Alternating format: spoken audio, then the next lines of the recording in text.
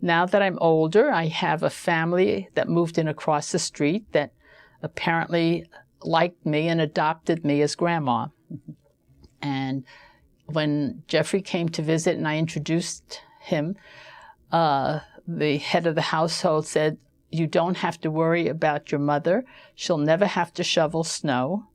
I will do it." And when there's a snowstorm, he opens the garage, brings the snowblower across the street, and he does my driveway and my steps before he does his own.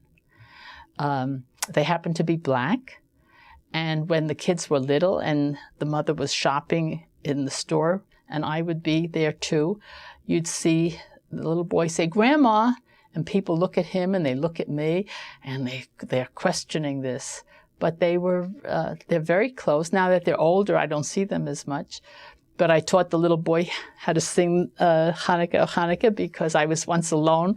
And she called me and she said, "What are you doing for Hanukkah?" And I said, "Nothing." She said, "Well, you come here." So I brought the menorah and the candles and the words to Hanukkah, Hanukkah. And that little one loved it. He said, "Grandma, let's sing Hanukkah, Hanukkah." And I go to their concerts at school when they play.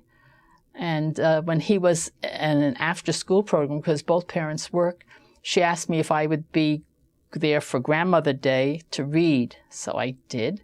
And she said to the kids who run the school, who happened to be my son's friends, "Wait till you see his grandmother." And I came.